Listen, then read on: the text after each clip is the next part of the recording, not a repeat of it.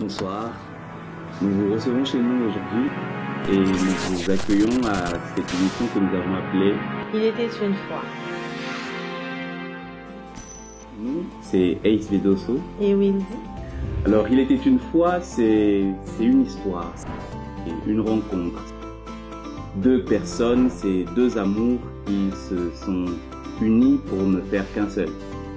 C'est nous qui vous racontons avec eux leur histoire. 2 ans pour certains, 5 pour d'autres, 15 ans de mariage encore pour d'autres. Nous allons recevoir tour à tour un couple qui va nous raconter son histoire.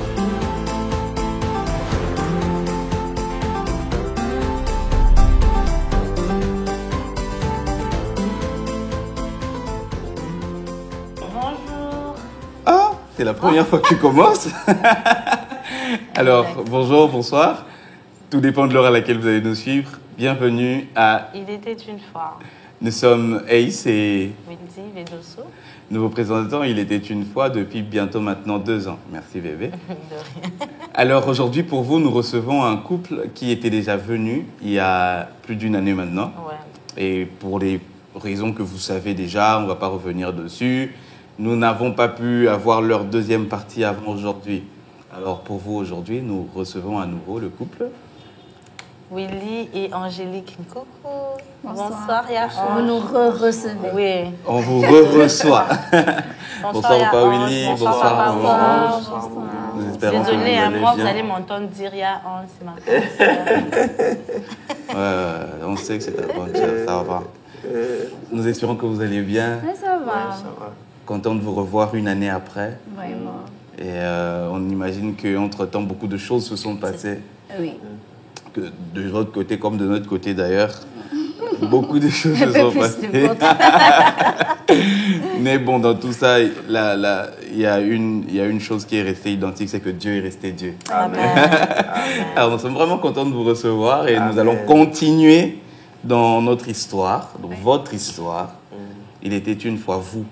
Si j'ai bonne mémoire, ceux qui n'avaient pas suivi la première partie, je vous invite On va aller à retourner en arrière. Donc avant de suivre celle-ci, vous devez être sûr de D'avoir, suivre la première partie. Mais ça fait tellement longtemps, même si vous avez déjà suivi ça, resuivez quand même encore. Comme ça, vous allez être sûr de continuer. Et donc, si je ne me trompe pas, Maman Ange, on était en train de raconter votre histoire. Oui. On avait posé quelques questions, mais on s'était arrêté au niveau où Papa Willy a fixé les dates. Vous êtes fixé pour le mariage. Et c'était dans un temps très record parce que tout s'est passé en quoi? 3-4 mois? 4 mois et demi. En 4 mois et demi. Donc c'est là qu'on... De la relation au mariage. Au mariage. Le jour où il a vu papa, c'est 2 mois et demi. Donc il a vu papa et 2 mois et demi après, c'était Je pensais déjà... que c'était 6 mois. C'était déjà pour le mariage. Oui, oui. Eh bien, alors comment ça se passe à partir de ce moment? À vous. Waouh, vraiment, nous sommes dans la joie après un long moment de nous retrouver encore. Et bonjour, bonsoir à tous ceux-là qui nous suivent. Et voilà, la suite de notre histoire. Après, lorsque nous sommes vus avec papa Jacques, que nous saluons, bon, c'était un peu... c'était pas facile du coup parce qu'il fallait qu'on puisse bouger un peu, rectifier nos dates. Il y avait des raisons qui étaient vraiment valables. Hein. Il y a maman Bijou qui se retrouvait à Lomé. Elle devait être là. Elle devait vraiment être là. Et bon, nous, avec la petite folie de la jeunesse et tout, et la petite folie de la foi aussi, la petite folie de la foi et de la jeunesse, on se disait qu'on va le faire à un temps vraiment record. Mais nous, la maturité ainsi que la prévoyance de Papa Jacques a fait en sorte qu'on puisse quand même décaler un peu, juste de quelques semaines, pour permettre à maman Bijou d'être présente. Mais Papa Willy, je ne veux pas vous interrompre, mais qu'est-ce qui a fait que vous puissiez vouloir aller aussi vite? Moi, je me rappelle qu'il y a quelqu'un qui a demandé, parce que bon, elle dit que c'est sa grande sœur, mais bon, les choses que moi je vais dire, vous allez comprendre seulement qu'elle se greffe. Hein, elle se greffe. Moi, je me rappelle qu'il y a quelqu'un qui lui a dit: vous êtes pressé comme ça, pourquoi? Tu es enceinte? Qu'est-ce qui se passe? En fait, qu'est-ce qui a fait que vous ayez envie de faire les choses aussi rapidement? Bon, j'étais fatigué du célibat. C'est clair. Je vivais seul, j'ai passé pratiquement plus de 4 ans. Tu vis seul, tu fais tout seul et tout. Et j'étais dans une relation, bon, qui semblait prendre beaucoup de temps. Une relation qui malheureusement n'a pas évolué comme on le souhaitait.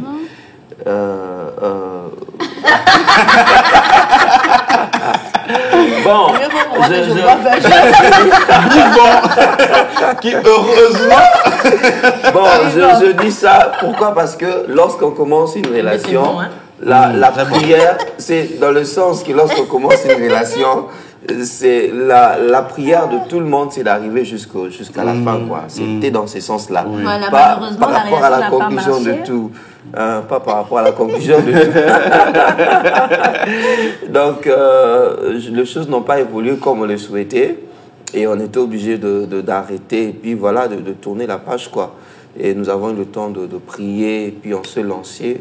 On voulait vraiment se marier parce qu'il fallait quand même une certaine stabilité dans la vie. Et il fallait, comme nous étions aussi dans le ministère, c'était aussi important d'avoir quelqu'un à nos côtés aussi. Et bon, vous savez, vivre chez le parent, peut-être qu'il y a parmi des célibataires qui vivent seuls, qui vont, mais c'est pas facile, c'est très difficile. On comprend alors pourquoi Dieu a dit à Adam, il n'est pas bon que l'homme soit seul. Dieu a dit, Dieu s'est dit lui-même. Dieu s'est dit lui-même, excusez-moi, il n'est pas bon que l'homme soit seul. Donc, c'est pas facile, c'est pas du tout agréable. On a toujours besoin d'avoir quelqu'un à ses côtés avec qui nous allons passer le reste. Donc, c'est vraiment à cause de ça qu'on nous étions obligés d'aller un peu vite. Papa Willy, pardon, moi j'ai une question par rapport à ça. Est-ce que vous n'avez pas eu peur de se dire que, et si on se marie et puis après, je découvre une autre Angélique, quelqu'un que je ne connaissais pas, parce que le temps où vous vous êtes rencontrés jusqu'au moment où vous avez commencé à préparer le mariage et tout, c'était vraiment un petit moment qui a séparé ça. Vous n'aviez pas peur. C'est vrai que dans le mariage, on continue toujours à se découvrir, mais vous n'aviez pas eu peur de se dire, et si... Bon, excusez-moi. C'est pareil pour toi aussi. Loin de moi de paraître trop spirituel, mais je me suis vraiment laissé aller par le signaux qu'il y avait. Je pense dans la première émission, je parlais de plusieurs signaux. Il arrivait qu'on ait beaucoup de messages, qu'on ne savait pas vraiment qu'est-ce que ça voulait dire, comment ça allait se passer. Et plus on avançait, plus nous évoluions, il y a des choses qui s'est confirmées, des choses que Dieu avait permis de voir pendant que j'étais seul, pendant que j'étais déjà en relation même, et même quand on a rompu et tout. Et bon, j'avais quand même le temps de me guérir. Hein. Et après, je dis au Seigneur, maintenant, qu'est-ce que je dois faire? Qu'est-ce qu'il faut que je fasse? Et le Seigneur a fait qu'on ait beaucoup de signaux qui nous ont servi de lanterne, quoi. Alors, j'avais cette certitude que c'était la personne qu'il fallait pour moi. Alors, je n'ai pas eu trop peur Bon, je me dis, bon, même si je connais une autre facette d'Angélique dans le mariage, bon, je disais, bon, peut-être ça va m'enseigner. Dieu sait pourquoi. Dieu sait pourquoi, parce que le Seigneur, il ne faut pas toujours attendre que tout soit rose dans le mariage. Il y a certains aspects du conjoint, de l'autre que nous n'aimons pas, mais qui nous forgent aussi d'une certaine manière. Hein, qui nous forgent. Parfois, lorsqu'on est... Il y a des gens, par exemple, qui sont de nature à être trop colériques, qui se fâchent, et tu vas te rendre compte que Dieu te donne une femme, tu dis, tu te répètes, tu insistes sur des choses qu'elle ne change pas. Et puis tu vas te dire, mais je parle, je crie, je râle, je fais ce que je peux faire, mais ça ne change pas. Et tu apprends la maîtrise de soi. Tu apprends la douceur. Le pasteur peut beau prêcher, et la maîtrise, mais là Dieu t'enseigne. Il t'enseigne vraiment avec plus de pratique. Tu dis, ok, d'accord Seigneur, j'apprends que je dois avoir la maîtrise, j'apprends que je dois être patient, j'apprends. Le mariage, c'est une école, hein, c'est vraiment une grande école où Dieu utilise tout pour notre bien. Hein, un peu comme vous l'avez présenté dernièrement, le Seigneur utilise tout pour notre bien. Vraiment, il arrange tout pour notre bien. Ça nous travaille afin que nous puissions atteindre la stature parfaite du Christ. Donc, beaucoup disent que, bon, à cause de cette facette que je trouvais auprès de mon épouse, on doit rompre, je dois divorcer parce que nous sommes incompatibles. Ah, est-ce qu'un enfant de Dieu peut dire ça? Parce que c'est cette incompatibilité, entre guillemets, qui fera en sorte que tu puisses avoir la nature ou bien le caractère du Christ. Je ne suis pas pour que... Moi, personnellement, je n'ai jamais été pour le divorce, mais je me dis, si nos parents, nos arrière-grands-parents, malgré leurs différences, et même ils ne se connaissaient pas, ils n'avaient pas de longs moments de fiançailles, et ça c'est l'enfant de tel, ok, mettez-vous ensemble, ils se mettent ensemble, ils vivent ensemble, ils ont des enfants, ils continuent, et après ils sont morts ensemble, donc c'est toujours possible d'avoir une vie où malgré les difficultés, malgré l'autre facette de votre conjoint, que vous puissiez apprendre, que Dieu forge votre caractère. Et bon, nous y étions, malgré tout ce qu'on peut rencontrer dans le mariage, on s'est dit, bon, pourquoi il faut divorcer? Qu'est-ce qui vous rassure que si vous découvrez une autre facette de votre épouse et que vous décidez de divorcer, celle qui va venir après, celui qui va venir après sera meilleur que votre épouse? Et qu'il n'y aura pas d'autres facettes de On découverte. donne pas la parole à un journaliste. Et toi, de ton côté? Non, de mon côté, j'ai pas eu peur. La crainte n'est pas dans l'amour. La crainte n'est pas dans l'amour. J'étais non seulement confiante en Dieu, mais je savais que Willy m'aimait. Donc, s'il arrivait des choses, on allait surmonter. S'il y avait des choses que j'allais découvrir, bon, on allait en parler. Et puis voilà. L'essentiel est que nous puissions savoir que Dieu est avec nous, que Dieu nous accompagne sur notre chemin. Les difficultés, il y en aura. Les découvertes des facettes, il y en aura. Mais je savais que ça ne devait pas être un frein, mais ça serait quelque chose qui allait encore me pousser au pied de Dieu et me pousser aussi à m'attacher encore plus. Et, voilà. Parce qu'après, quand on parle des facettes que l'on découvre, il y a une chose, c'est que il y a des facettes de l'autre qu'on ne verra jamais tant qu'il n'y aura pas une certaine situation. Il y a des choses qu'on ne peut voir que lorsqu'il arrive quelque chose qui emmène l'autre à aller jusque... Donc, et ça même veut dire en que 10 ans de fiançailles, lorsqu'il n'y a pas eu cette situation... S'il n'y a jamais eu ce genre de situation, tu ne sauras jamais que... Moi d'ailleurs, bon, je prie le Seigneur que ça n'arrive jamais. Mais ça fait plus de 10 ans que je connais la femme qui est à côté de moi. Je l'ai vu s'énerver, je l'ai vu avoir des moments que moi je pouvais qualifier de colère. Mais il y a quelque temps, elle m'a dit, bébé, tu m'as jamais vu fâché. Alors, moi je me demande, comment ça va se passer? Tout ce que j'ai vu là, c'est quoi? Donc alors, mais je prie que ça n'arrive pas. Ça n'arrivera pas. Et vous voyez que, en fait, ça fait plus de 10 ans que je la connais, qu'on est amis et tout ça. Bientôt 4 ans qu'on est mariés. Mais en 4 ans, je ne l'ai encore jamais vue fâchée. Comment elle le dit? Tu ne m'as jamais vu me fâcher. Donc, Non, tu ne verras pas. Mais seulement, il ne faut pas non plus négliger l'aspect temps.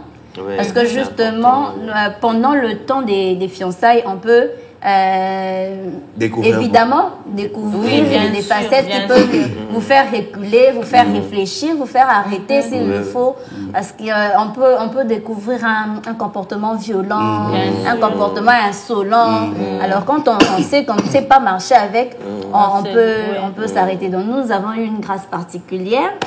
Alors il ne faut pas trop calquer dessus, à part si c'est la voix de Dieu pour vous. Exactement, aussi. c'est ce qu'on a l'habitude de dire aux gens. Chaque histoire est particulière, chacun a son témoignage. Il ne faudrait pas faire de l'histoire de l'un une règle générale sur laquelle on se dit tel avait fait la même chose. Donc vraiment, c'est pour ça que c'est important de connaître Dieu et de savoir ce qu'il attend pour nous, pour savoir comment aller sur notre chemin à nous, quoi. Et moi, je sais que j'ai beaucoup aimé, c'est le fait que maman Ange ait dit qu'elle était certaine que Dieu était avec eux. Je pense que c'est ça la chose la plus importante, c'est de savoir vraiment que voilà, que Dieu est dans notre barque. Amen. Alors donc papa Willy, on avance et on fixe tout et donc le mariage se passe. Ok, on devait commencer par... c'était la présentation. Oui, les familles se sont rencontrées en octobre. Et alors, les familles se sont rencontrées en octobre. Alors, pour ceux qui ne sont pas de chez nous, chez nous en RDC, lorsque la famille de la femme donne la liste des biens de la dot, elle laisse l'occasion à la famille de l'homme de venir discuter sur cela. Parce que généralement, d'ailleurs, les familles en établissant la liste, elles exagèrent un peu. Parce qu'elles savent que la famille de l'homme viendra pour discuter et tout ça là. Alors, la famille est arrivée, on a demandé la liste qui était déjà prête, on a remis et tout. À la grande surprise de la famille du pasteur, de mon chéri, il leur dit qu'il ne va pas discuter. Ah, c'était un scandale. C'est quoi qu'on ne discute pas? Ce n'est pas possible. J'ai dit, il a dit, j'avais donné la parole d'honneur à mon beau-père, je ne vais pas discuter. Et il a pris ça comme ça, mais bémol. J'avais pris le soin moi-même de discuter en interne.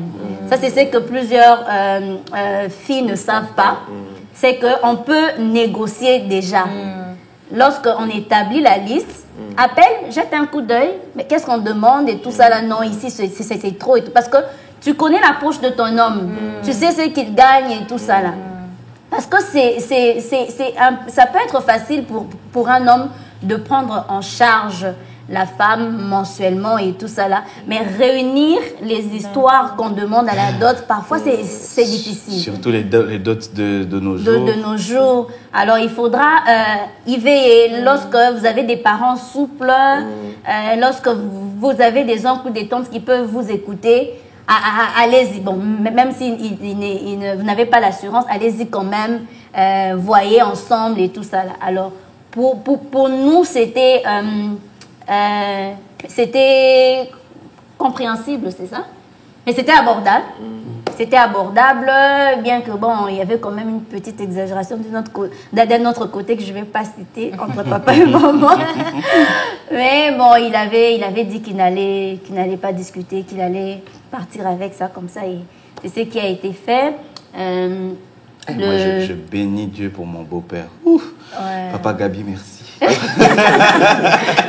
mes deux frères ont eu vraiment une grâce particulière. La dot était waouh. Moi, je me rappelle le jour où j'ai reçu la liste, quand on m'a demandé, on m'a appelé, on m'a dit viens prendre la liste, t'es prêt, tu allais voir. Sur un papier duplicataire, je pense qu'il y avait 9 lignes en tout et pour tout, du début à la fin. 9 ou grand maximum 10 lignes. C'était vraiment...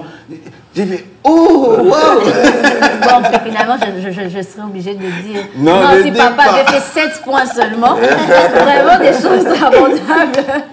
C'est de l'autre côté, comme on est matriarcat dans notre province, alors c'est de l'autre côté que ça avait un peu chauffé, mais c'était abordable.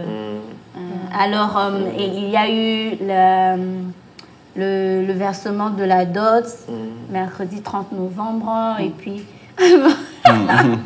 Vendredi 2 décembre, c'était le civil. Dimanche 4 décembre, c'était la bénédiction nuptiale. Et voilà. Et puis, comme la plupart des membres de la famille, du moins le parent devait venir de l'intérieur, on était obligé vraiment de concentrer le date. Pour ne pas trop les faire traîner. Ici. Oui. Bon, on a tout fermé une semaine.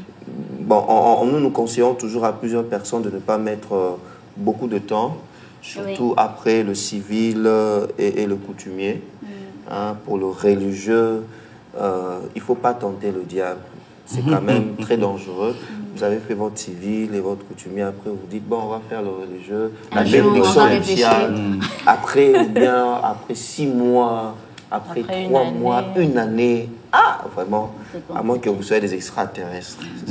Mieux vaut encore d'ailleurs si c'est par exemple le jour où vous faites le coutumier, le civil, si vous voulez qu'on vous bénisse. Vous faites parce que nous-mêmes aussi on se met des pressions nous-mêmes parce qu'on veut faire le plus grand des mariages, on veut faire la flash mob en entrant, on veut, alors on se dit non, on ne pourra pas, on met ça pour l'année d'après. Attendez, carrément.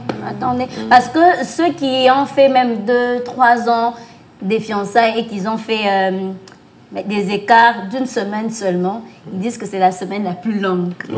Entre le jour où l'homme a versé la dot et le jour de la bénédiction nuptiale, ils disent que c'est trop long. C'est long. Parce que là, tout encore, Je tout peux en en être témoigner, dit. c'est très long. Tout en être te dit. Oui, mais c'est une longue Oui, mais semaine. c'est la semaine la C'est une plus très longue. longue Parce semaine. que tout en toi te dit que tu es marié, tu as le droit. Alors que dans les principes des enfants de Dieu et tout ça, là, il faut attendre la bénédiction, c'est quand même compliqué. Mieux vaut attendre de tout réunir et de se lancer. En tout cas, c'est le conseil, apprendre à laisser. Nous aimons quand même donner ces conseils. Oui. Et donc, vous êtes mariés et la vie commence. Vous entrez dans le mariage. Il paraît que c'est beau. C'est ici que tout a commencé. Il paraît que c'est beau. C'est très beau. C'est très beau. C'est très beau. Alors, comment ça se passe une fois que vous êtes mariés? Alors là, apparemment c'est moi qui suis devenue journaliste. Alors là, les premiers jours, ça se passe bien. Déjà avant, quand on pensait à quand la maternité, moi je voulais tout de suite après. Je suis mariée, je veux avoir un bébé. Et lui voulait 6 mois après le mariage. Alors on se disait, bon, non, tout de suite, non, 6 mois et tout. Bon. Il paraît qu'il y a des enfants chéris de Dieu. Ce qui fait que lorsqu'on a commencé, c'était bien, l'adaptation n'était pas du tout facile côté ménage et mariage. C'était, oui, avec le travail. J'avais quand même un temps de congé, oui, j'avais pris mon congé annuel. Mais quand j'ai repris le boulot, c'était compliqué. C'était vraiment compliqué parce que tu ne sais pas toujours quand est-ce que tu cuisines, tu ne sais pas toujours quand est-ce que tu fais quoi. Il y a un mari maintenant et tout. Et même une fois, je pense qu'en sortant du travail, j'allais prendre un taxi qui allait vers la maison au lieu d'aller chez moi. Qui allait vers la maison chez nous. Chez nous, allez, alors ce sont des adaptations comme ça. Il faut se dire, oh, qu'est-ce que je fais? Je vais changer. Alors, ce n'est pas très facile, surtout pour la femme, surtout en Afrique. Vous savez, ce n'est pas tous les hommes qui ont grandi avec le fait d'être prêts à faire le ménage et tout. Heureusement pour moi, dans mon cas, c'était compliqué parce que je me rappelle que la vaisselle, souvent, c'était lui qui faisait. Souvent, c'était lui qui faisait et surtout qui rentrait un peu plus tôt que moi. Les gens qui parlent sont là-bas. Pourquoi tu me regardes? Je n'ai pas compris. Faut regarder en hanche. Lui, il finissait à 16h et moi à 17h. Et le temps qu'il arrive, il faisait alors qu'on habitait dans une parcelle où on avait des voisins. Il n'avait pas honte. Il faisait sa vaisselle et tout ça là. Et puis, je venais pour cuisiner et tout. Alors, je parlais de la maternité parce que Dieu m'a fait grâce. J'ai conçu tout de suite après. Mais ça n'a pas traîné. C'était au mois de janvier de 2017 que le jour même où je suis allée à l'hôpital parce que je me sentais pas très bien et tout. Je vais à l'hôpital, on fait le test de grossesse et tout et d'autres examens de labo. J'entre le soir dans le cabinet du médecin, il me dit félicitations madame, vous attendez famille et tout. La joie de ça. C'était trop wow, c'était trop beau.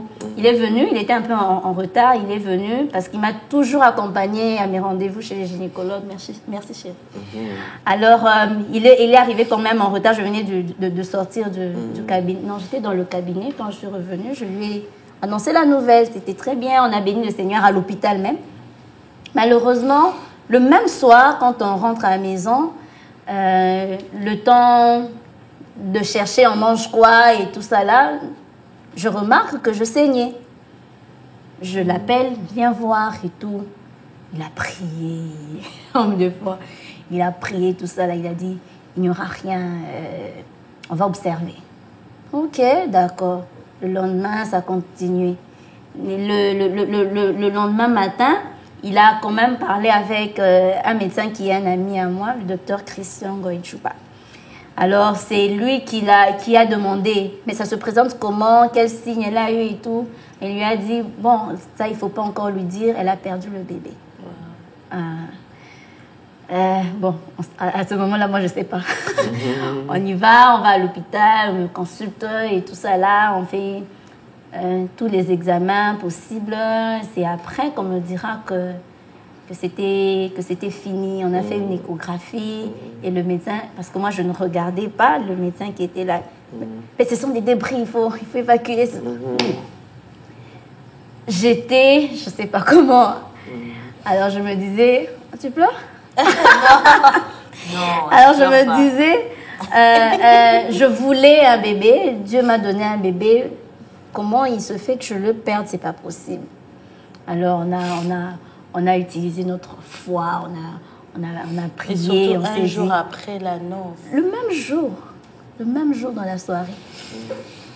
Et puis on s'est dit, bon, on va prier et tout ça là, il y a le prophète Enoch qui est venu faire des actes de foi et tout ça là, on m'a vraiment reconforté et tout. Alors je me disais qu'un miracle allait se passer. J'allais dire mais non. J'avais vraiment perdu le bébé. Et après, je suis encore tombée enceinte et j'ai encore perdu un bébé. Et alors là, c'était chaos. J'étais down. En l'espace de combien de temps à peu près? Janvier et puis avril, début mai. Oui, j'ai encore perdu. C'était vraiment... Non, avril. C'était vraiment terrible. C'était vraiment terrible. Et là, on s'est dit, on ne dira rien à personne. Parce que la première fois, il y avait quand même les parents qui savaient, les parents, les gens sont venus, ils nous ont consolés. Qu'on dise encore, non. On garde ça pour nous. Et là, c'est maintenant lui qui était très affecté. Parce que la première fois, il était là, il m'encourageait. Faisait le pasteur. Mais la deuxième fois, c'était une fois de trop, en fait. C'était une fois de trop. Mais je l'ai vu la même semaine, le dimanche qui a suivi, il a pleuré à la maison. Mais quelques heures après, il est allé servir Dieu. Il était en train de filmer à l'église, il était très heureux. Je le regardais, je disais, comment il fait? Moi, j'étais down. Alors, c'est comme ça qu'on a vécu ça et tout. Mais Dieu merci, dans l'espace de 6 mois, je suis tombée enceinte 3 fois. Eh ben. Très fertile. Et c'est la 3e fois, 6 mois après, comme il voulait, c'est comme ça que je disais les enfants chéris de Dieu. C'était la 3e fois que c'était la bonne. Et, 6 mois après le mariage. Oui, 6 mois après comme le papa mariage. Willy voulait. Moi j'ai une question. Pendant ce moment-là, c'est vrai que tu étais dans, mais est-ce qu'il y avait comment tu as vécu ça en tant que chrétienne? Parce qu'il y avait toi, est-ce que tu en voulais à Dieu? Et comment tu as fait pour te relever? Parce que c'est, comme tu as dit, il y avait en janvier et puis en avril. Comment tu as fait pour te relever? Parce que c'était normal que tu aies mal. C'était normal d'être down. Mais comment tu as fait pour te relever, même dans la foi? Ma foi, elle ne s'était pas écoulée. Mais bon, Dieu, surtout la 2e fois, je ne calculais pas carrément. Je n'avais rien à lui dire. Il avait fait ce qu'il voulait. Bon, de toute façon, le ciel et la terre lui appartiennent. Il fait ce qu'il veut. Donc, bon, il a décidé. Moi, je n'avais pas d'avis. Au fait, je n'avais plus rien à penser. Je ne savais plus quoi faire ou quoi dire. Et je m'en remettais qu'à lui. Avec beaucoup de culpabilité. Je me dis, c'est peut-être que j'ai mal fait quelque chose. C'est peut-être quelque chose que j'ai fait qui a poussé à ça. Et là, comme nous avons Internet maintenant, tu fais des recherches. Qu'est-ce qui peut pousser et tout. Parce qu'avant, c'était 4 semaines. Et après, c'était 5 semaines d'aménorrhée. Je me dis, qu'est-ce que j'ai fait? Qu'est-ce qu'il y a en moi? On avait même prévu de faire un examen. C'est le gynécologue qui m'a dit, non, madame, vous êtes encore une jeune mariée. C'est un examen très invasif. Alors, je ne préfère pas qu'on le fasse. Observons, prions. Il m'avait beaucoup reconforté par rapport à la première fois qu'il parlait des débris. La 2e fois, il m'a dit... il m'a demandé si je priais où. Je lui ai dit que je priais à une extension de la Borne, à Mongafou, la Vie Nouvelle. Il me dit, les églises de la Borne sont basées sur la parole, on prêche bien, alors proclamer la parole. Il me dit, Dieu a créé le monde avec la parole. Parlez. Lorsque vous allez voir que vous êtes enceinte, commencez à parler à votre bébé, dites-lui qu'il est là pour 9 mois et qu'il ne sortira pas avant 9 mois. Déclarez la parole, parlez et tout ça. Bon, pendant ce moment-là, j'étais vraiment... Mais après, j'ai commencé à utiliser ça et ça a marché. Il y avait aussi un autre élément important. Je pense, pendant qu'on était en train de prier pour que Dieu nous visite, le Seigneur avait mis à cœur à Maman Ange de faire certaines choses, Et on se rappelle que juste quand elle a commencé à le faire, il y avait des personnes qui devaient rendre visite, faire du bien et tout, donner du sourire et tout. Donc il y avait deux groupes de personnes principalement. Juste après, quand elle a fait ça, elle a conçu et puis voilà. C'est aussi important quand on passe par des moments pareils de se laisser conduire par Dieu, quoi.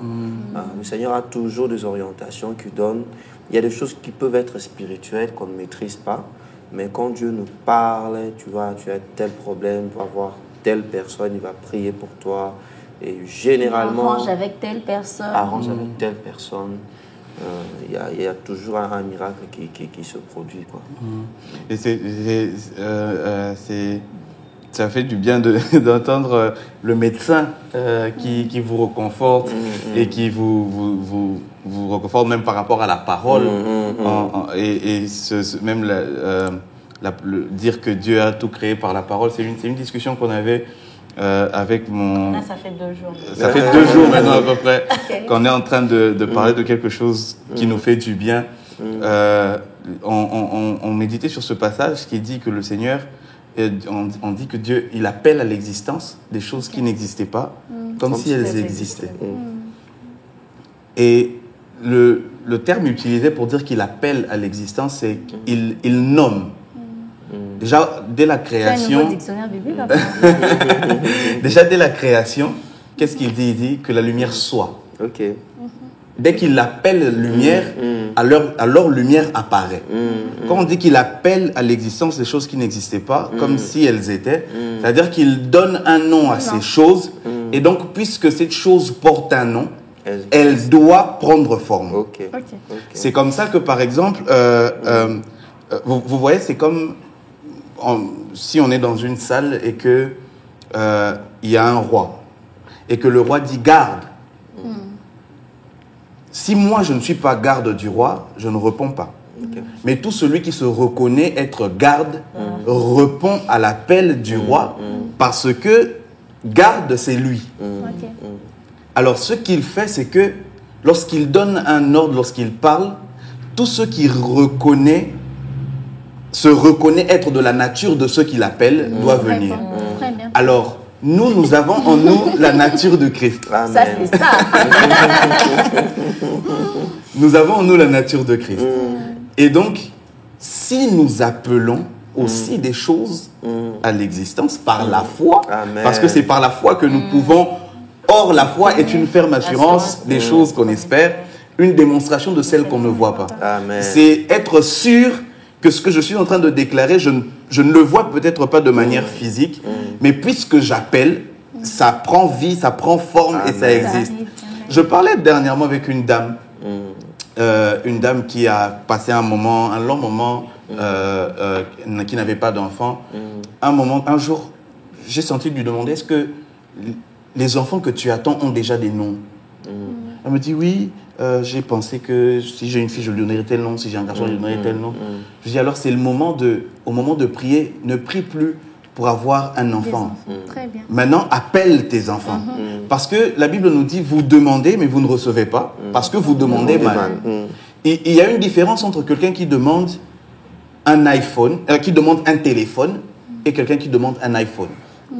Si je viens vers toi et que je te dis, j'ai besoin d'un téléphone, tu peux m'acheter un téléphone avec des touches, des petits téléphones comme ça. Bon, tu as demandé un téléphone, tu as un téléphone. Mais pourtant, on a un Dieu pour qui être précis et spécifique n'est pas un problème du tout. Amen. On va vers lui en lui disant, Seigneur, j'ai besoin d'un iPhone 14 Pro Max 512 Go. Il peut aller dans les détails du genre couleur mauve. Parce que il a dit demandez jusqu'à ce que votre joie soit parfaite. Alors, pour quelqu'un qui est dans une situation telle que il attend depuis longtemps, ou est-ce que comme maman Ange, il y a eu des arrêts de grossesse comme ça. C'est ce qu'on a dit, c'est vrai. Déclarer la parole de Dieu. Appeler et fixer les choses par l'esprit et par la prière. C'est de dire, en l'appelant par son nom, en disant, je sais que, voilà, je ne sais pas quel est le nom que vous avez voulu donner à votre enfant, mais vous lui parlez, vous lui dites, tu es là pour 9 mois dans ce ventre, tu ne vas pas partir. Et ceux qui ne sont pas encore dans le ventre, mais vous leur parlez comme s'ils étaient déjà. Parce que c'est des choses qui n'existent pas, mais comme si elles existaient. Et déjà commencer à fixer leur destinée, à fixer les choses, et Dieu va vous exaucer. Et ça, même pas seulement pour le mariage, en fait, même pas pour les enfants, pour tous ces qu'on a. Et j'ai même beaucoup aimé quand tu as dit que Dieu veut qu'on soit précis. C'est même ce que Anne a fait. Anne n'a pas demandé qu'un enfant. Elle a dit, si tu me donnes un enfant, un garçon, elle a précisé le sexe même de son enfant. Et Dieu lui a donné un enfant. Déclarons la parole. Amen. Et donc, vraiment, finalement, la 3e fois, vous avez un enfant. Et en tant qu'homme, comment il a vécu? Parce que parfois, quand on parle des enfants, on regarde trop la maman. C'est quelque chose même qui m'a toujours étonné, même quelquefois dans nos églises, quand on dit que tous ceux qui n'ont pas encore d'enfants, il n'y a que des femmes qui passent. Il n'y a jamais un homme, j'ai jamais vu un homme passer, c'est toujours les femmes qui passent, comme si c'est seulement les femmes qui ont des problèmes. Et même quand papa sort avec l'enfant, la maman appelle comme si le papa n'était pas si responsable que ça. Mais mon enfant, c'est aussi son enfant. Les papas aussi sont concernés et affectés. Comment on a vécu ça en tant que papa? Il fallait être fort pour elle. Bon, il fallait être fort pour vous-même. Je pense qu'il fallait plus être fort pour elle. Il fallait l'encourager. Parce que, bon, nous, en Afrique, hein, c'est une situation culturelle. On n'est pas en Europe. Bon, les gens peuvent rester ensemble, ils n'ont pas d'enfants, c'est pas un problème. Nous, en Afrique, ici, au Congo surtout, après le mariage, on commence à vous demander déjà.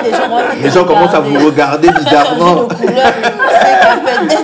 Mais quand tu maigris, c'est les bébés. Quand tu grossis, c'est les bébés. Le parent attend de coco, dans de petits enfants. Donc, il n'y a pas que vous qui êtes dans l'attente. Il y a même le parent aussi qui sont dans l'attente. Même les voisins qui deviennent de vice-parents.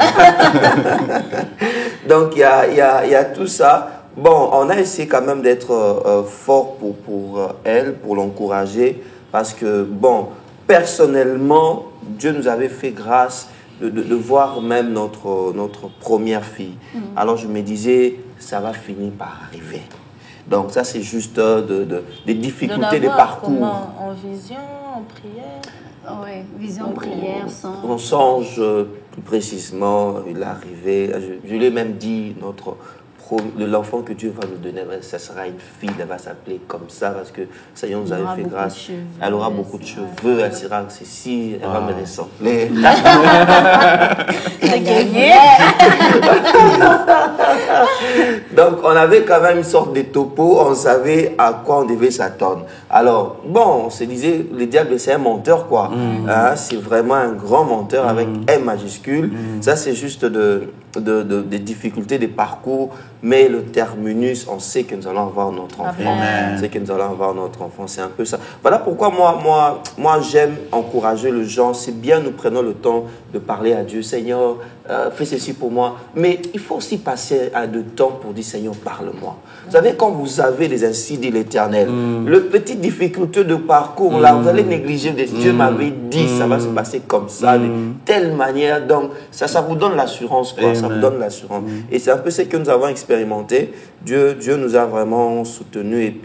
Et c'est un temps où il faut s'unir davantage. Parce que certains, pendant ce moment difficile, bon, ils vont parler.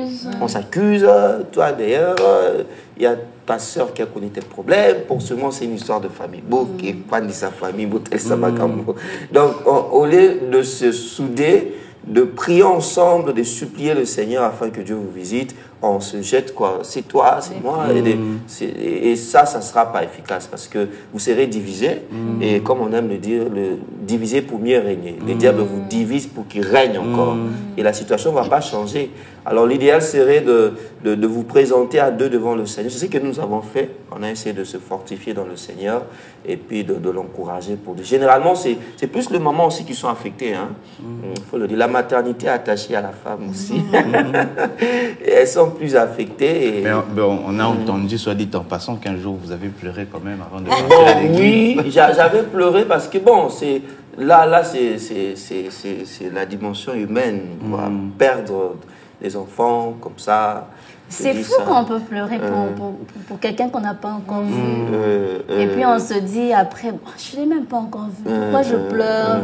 Mais c'est quelque chose de réel et on n'a pas besoin d'entendre quelqu'un nous dire mais pourquoi tu pleures? Moi d'ailleurs j'ai perdu un enfant de 2 ans. Arrêtez de faire ça s'il vous plaît. Il ne faut pas comparer les douleurs, il ne faut pas comparer les situations difficiles. Chacun vit sa situation autrement par rapport à ce qu'elle a vécu, par rapport à ce qu'elle est. Et on pleure l'amour, on pleure l'attachement, on pleure l'espoir, on pleure les souvenirs. C'est une perte. C'est une perte. Moi, je n'avais pas encore senti l'enfant bouger. Mais perdre, c'était affreux. Alors, depuis, les femmes en attente de maternité, c'est vraiment un sujet d'intercession permanent pour moi. Moi, j'ai une question pour toi. Quand tu as conçu la 3e fois, est-ce que tu avais peur? Tu te disais, est-ce que ça sera encore comme les 2 autres fois? Comment tu as vécu ta 3e conception? Oui, j'avais peur. J'avais peur. Là, il faut dire que on savait quoi. On savait, on a prié. Déjà, quand j'ai eu un jour de retard, je lui ai dit, et il a commencé à prier pour moi avec imposition des mains sur le ventre. Sans qu'on ait fait de test ou quoi que ce soit. Il a dit, ça y est, c'est bon, on a commencé à prier. Tous les matins, jusqu'au jour où j'ai accouché, il priait avec imposition de mains sur mon ventre pendant tous les jours.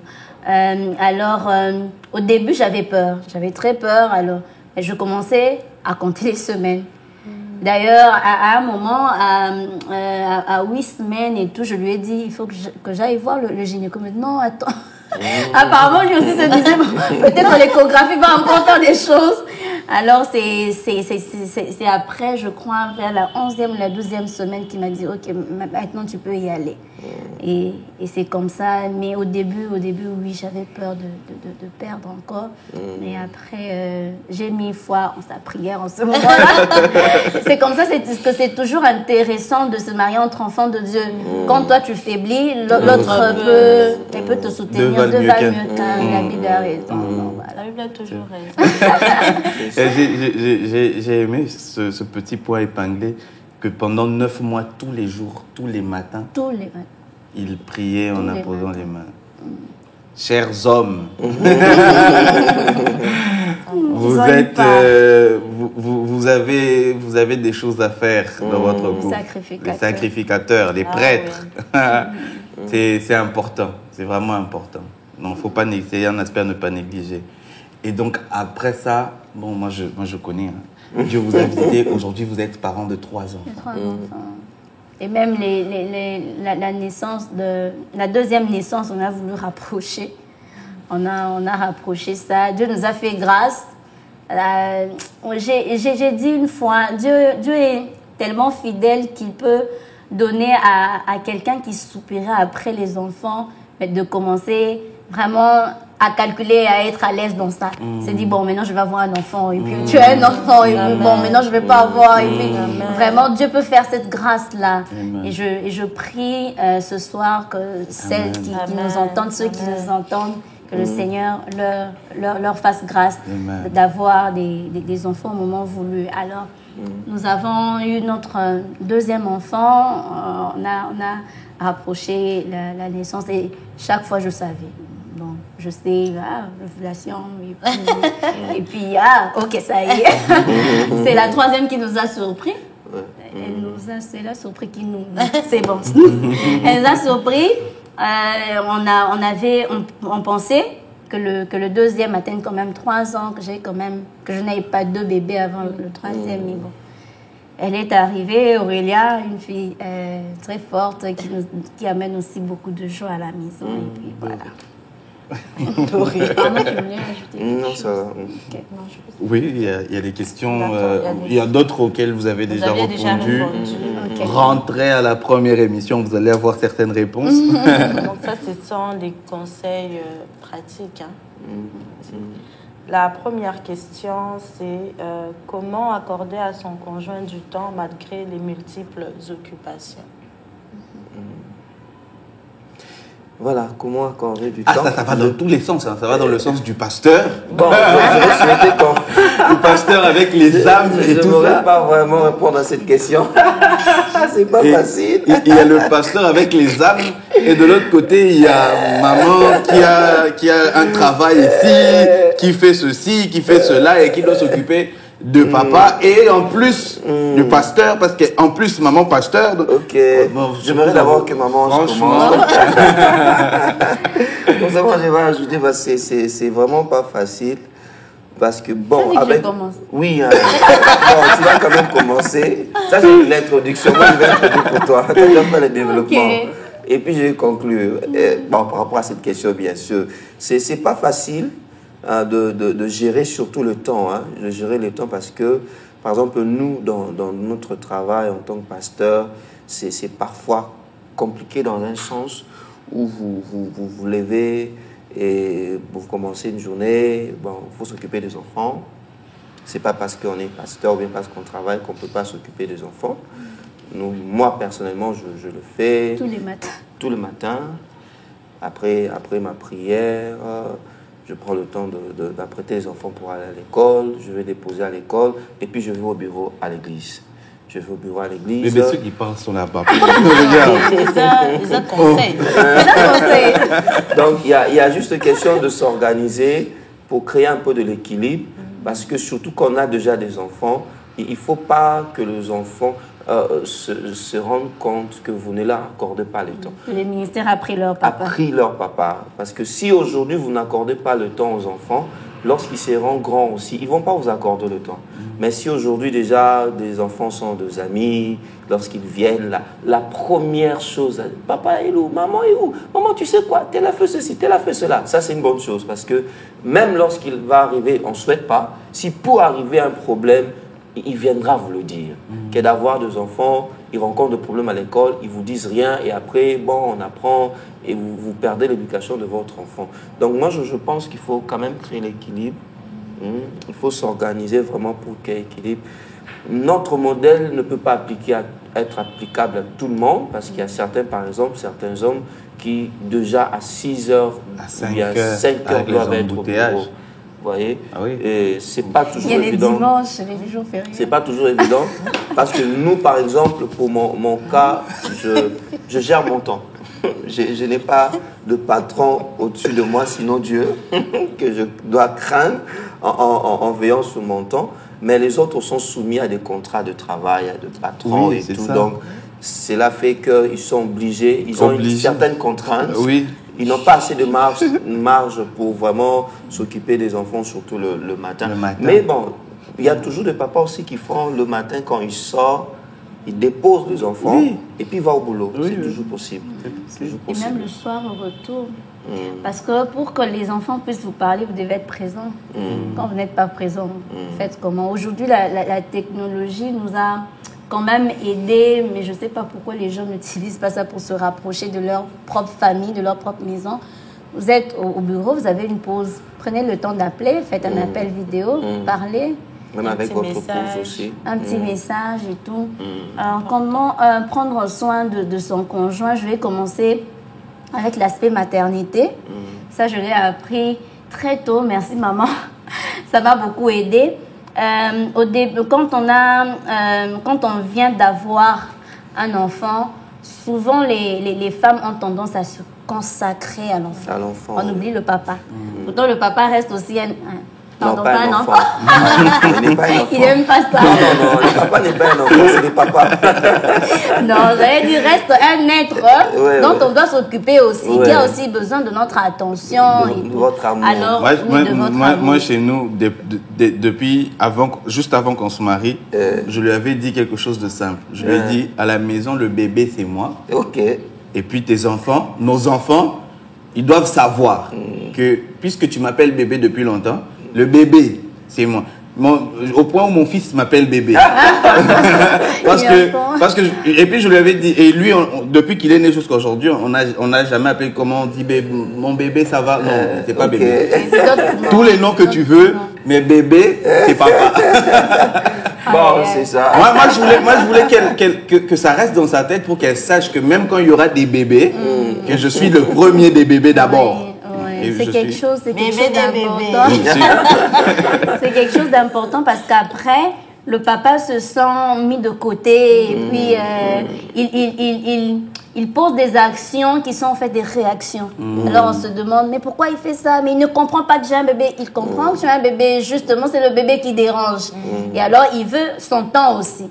Alors, encore là, ça revient le mot organisation. Il faudra s'organiser. Trouver le temps quand il faut, donner au bébé ce qu'il faut, nourrissez-le, pas le gaver, mais nourrissez-le pour qu'il dorme, occupez-vous du papa. Faites un effort, au moins pour manger ensemble, pour avoir le temps de discuter avant de se coucher.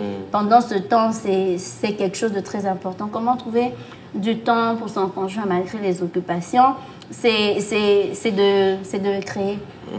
On a, à un moment, j'ai eu un travail, après le travail que j'avais au début du mariage, un travail qui demandait beaucoup. Parfois, on avait des réunions à 6 heures juste.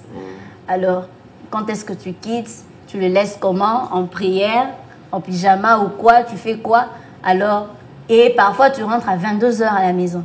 Tu es une femme, c'est toi qui es censée être la maman, qui est censée gérer la maison, mais tu n'es pas là de 5 heures à 22 heures. Alors, le temps que tu arrives, même en pleine réunion, fais un SMS. Quand tu as une pause ou quoi, appelle, fais-toi présente. Quand il y a le temps pour ceux qui le peuvent, l'autre peut vous rejoindre à un certain niveau. Voyez-vous, déjeuner ensemble, parler, rigoler, aller marcher 30 minutes et puis voilà. Et le soir, prenez le temps de parler ensemble et de prier. C'est toujours possible de s'occuper de son Toujours conjoint. possible. Mais en parlant de ces histoires qui peuvent ramener des problèmes, la Bible dit que c'est la bénédiction de l'Éternel qui enrichit, elle ne se fait suivre d'aucun chagrin. Ça, c'est une règle générale, c'est la Bible qui le dit, c'est comme ça. Mais avec le temps, nous, c'est quelque chose, par exemple, que nous, on a vécu personnellement, on aura le temps d'en parler une autre fois, mais on s'est rendu compte, je me suis rendu compte que quelquefois, nous pouvons nous-mêmes être la cause pour laquelle un chagrin arrive après la bénédiction de l'Éternel. Exact. Parce que la Bible ne ment pas, Dieu ne ment pas. La bénédiction de l'Éternel ne se fait suivre d'aucun chagrin. Ça, c'est clair. Mais seulement, la manière dont nous, on gère la bénédiction de l'Éternel peut être maintenant à la base du chagrin qui peut venir.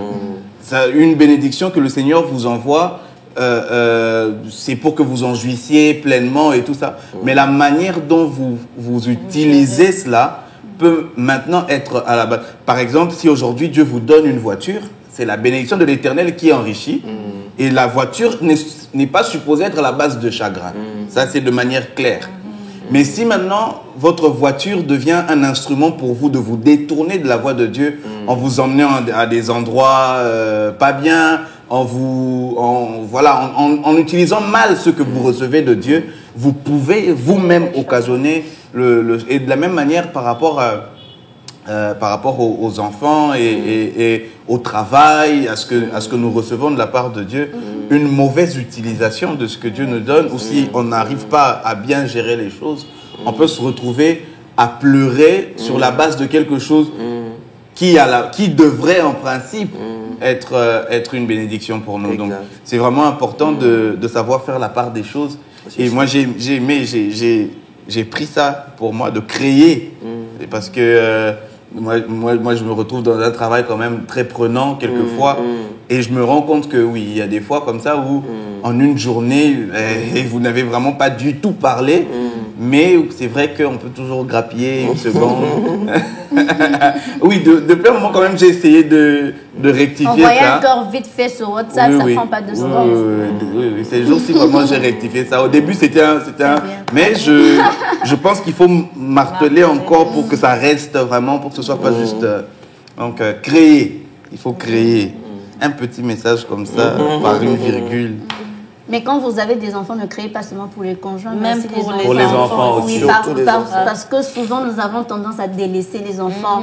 Pourtant, c'est une partie de nous et ce sont des gens qui n'ont rien demandé. Nous les avons appelés. Il faut qu'on s'en occupe. Quand on a des enfants, il faut s'en occuper. Donc, de temps en temps, il faut aussi créer pour les enfants. Ça fait du bien. Et dans les enfants... chaque enfant a besoin d'avoir aussi son moment à lui particulier. Donc, il ne faut pas seulement faire des sorties ensemble en famille avec tout le monde. Par moment, il faut prendre un par un. Aujourd'hui, c'est maman qui sort avec une fille. Aujourd'hui, c'est papa qui sort avec une fille. Vous allez manger. Mais même 30 minutes, 15 minutes. Parfois, les enfants... Moi, je suis allée une fois avec mon aîné au salon de coiffure. Bon, pas une fois au salon de coiffure, mais une fois quand on allait au salon. Dès qu'on sort du portail, elle était joyeuse. J'ai dit, ça va? Oui, maman, on sort, on a laissé les autres. J'ai dit, ok, c'est vrai. Donc, par moment, et puis, le garçon, comme quand il dort la journée, il a du mal à dormir la nuit. Quand il reste seul avec nous, il est le plus heureux. Donc là, il n'y a pas les autres filles, alors il vous a, vous deux, pour lui seul. C'est toujours intéressant. En tout cas, merci pour le conseil. C'est noté. Prochaine question. Faut-il toujours faire passer l'attraction physique en second plan parce qu'on est chrétien? Je laisse ça au pasteur. Je vais répondre. C'est quand même... Bon, s'il faut dire en second plan... second plan, c'est comme, je ne sais pas s'il faut parler en termes de second, parce que si on parle en termes de second, ça dit qu'il n'y a pas d'autre plan après, il n'y a pas d'autre point. Bon, peut-être... moi, je pense que l'attraction physique, elle est bonne, mais on doit plus être spirituel aussi. Parce que comme les gens aiment dire... Non, mais... Vous savez pourquoi les gens pensent que, bon, nous les pasteurs, nous parlons seulement parce qu'il faut parler. J'étais tenté de dire... pasteur, c'est maman. Mais bon, je ne sais pas si ça va venir. Il faut couper cet endroit au montage. Nous recevons de gens qui viennent dans des entretiens. Ah, pasteur, j'avais vu telle soeur, vraiment elle est ceci, elle est cela, vraiment ceci, cela. Ok, c'est bon. Mais après, ah, pasteur, c'est que je veux. Et la belle là que tu as, ah, pasteur, non. Il y a même certains qui disent que Dieu m'a convaincu. Mais après, vous lui demandez, où est le Dieu qui t'avait convaincu? Il a changé. Il ne parle plus même de Dieu qui m'avait dit ceci. Donc, l'attraction, c'est bon. Hein, c'est bon, l'attraction physique. Mais moi, je me dis, c'est encore mieux. On ne va pas négliger ça. Parce que quand il n'y a pas d'attraction physique aussi, bon, c'est pour vivre en nénéné. Vous savez, comme des frères et sœurs. Moi, j'ai aimé d'épingler ça, là, que c'est important quand même. Vous serez comme des frères et sœurs dans le département, vous priez en retraite, comment shalom mon frère, shalom ma sœur. Non, je pense qu'il faut peut-être voir comment mettre d'abord le spirituel en avant. Parce qu'une sorcière aussi peut être très belle, hein. Mais c'est une sorcière. Tu sens vraiment de l'attraction quand tu la vois là, et tu es dans tes états, excusez-moi, mais c'est compliqué, hein? Son état c'est compliqué. Toi tu seras peut-être la énième personne qu'elle va détruire. Donc les hommes ont l'habitude de dire la beauté extérieure attire, mais c'est la beauté intérieure qui retient. Mais avec Dieu, c'est toujours possible de repérer la beauté intérieure avant d'être attiré par la beauté extérieure. Parce que nous savons un Dieu, la Bible dit que l'homme regarde ce qui frappe à la vue, mais Dieu regarde ce qui frappe au cœur. Nous avons un Dieu qui sonde le cœur, qui connaît le cœur de gens. Hein? C'est bien, il faut, comme disent les Quinois, voir le calendre, l'apparence, tout ça, c'est une bonne chose. Mais est-ce que vous connaissez l'esprit du display? Voilà, excusez-moi, le display. Est-ce que vous connaissez l'esprit de la personne? Quel est l'état d'esprit de cette personne-là? Hein? Quel est l'état de cet esprit? Elle peut détruire votre vie, hein? Elle peut détruire votre vie. Vous avez suivi l'extérieur et puis l'extérieur vous détruit, quoi. À quoi ça va vous servir? Donc moi, je me dis, en termes d'attirance, soyons attirés par le plan de Dieu pour nous. Soyons attirés par les futurs. Dieu a un plan pour chacun de nous. Dieu a un futur pour chacun. Alors dis-toi, Seigneur, quelle est la personne que tu as destinée pour mon futur? Dieu est capable de t'introduire dans le futur alors que tu es dans le présent. Et te montre, tu vois, toi, ton futur, c'est comme ça. Et il y a telle personne qui sera avec toi, ça sera la bonne personne. Et parfois, nous n'aimons pas consulter Dieu. Ah, si je consulte Dieu, peut-être qu'il va refuser. Alors, tant mieux que j'aille seulement. Et puis, tu vas partir, ça ne marche pas. Donc, bon, je dis non seulement en tant que pasteur, mais il arrive qu'on passe du temps avec beaucoup de gens.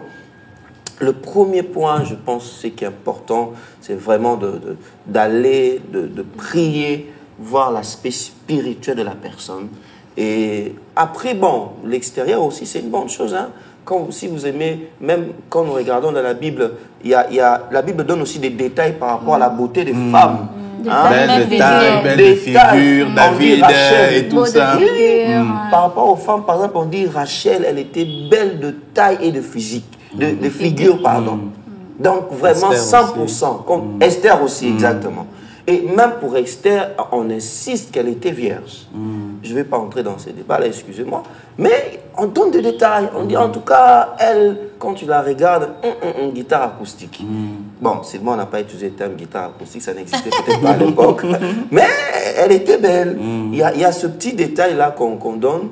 Et c'est important, c'est important. David même, ses ventes, dit, je bénis le Seigneur parce qu'il a fait de moi une créature si merveilleuse. Donc la beauté est très importante.